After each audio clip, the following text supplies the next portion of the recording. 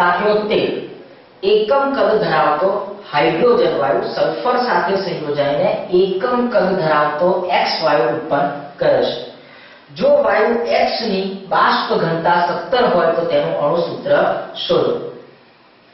મિત્રો આ સમીકરણ આપણે લખીએ તો આ પ્રમાણે થશે. એકમ કદનો હાઇડ્રોજન વાયુ છે એટલે કે 1 મોલ હાઇડ્રોજન વાયુ લઈશું. તે સલ્ફર સાથે સંયોજાય છે અને X વાયુ ઉત્પન્ન કરે છે. X વાયુ ઉત્પન્ન કરે છે. અહીં હાઇડ્રોજનના પરમાણુ આપણે ગણીએ તો 2 પરમાણુ છે. સલ્ફરના પરમાણુ ધારો કે N છે અને X એ એક અણુ ઉત્પન્ન થાય છે જેનું આપણે અણુ સૂત્ર શોધવું છે. આ 2 પરમાણુ છે, અહીં N પરમાણુ છે એટલે કે હાઇડ્રોજનના 2 પરમાણુ સલ્ફરના N પરમાણુ સાથે સંયોજાઈને એક X અણુ ઉત્પન્ન કરે છે. બાષ્પ ઘનતા આપણને 17 આપેલી છે જેના આધારે આપણે વાયુનો અણુભાર શોધી શકીએ.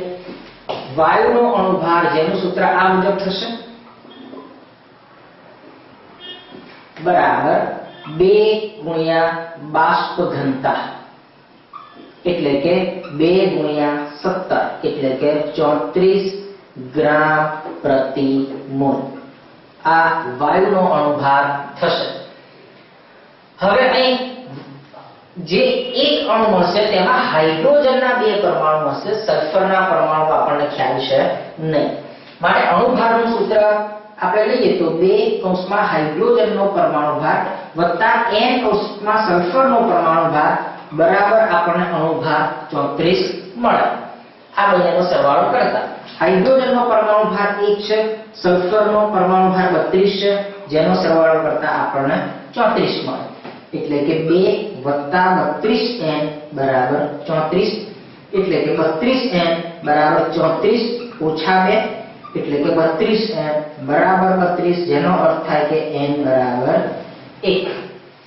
આમ X અણુમાં હાઇડ્રોજનના 2 પરમાણુ હશે જ્યારે સલ્ફરનો 1 પરમાણુ હશે. તેથી અણુ સૂત્ર આપણને મળશે H2S.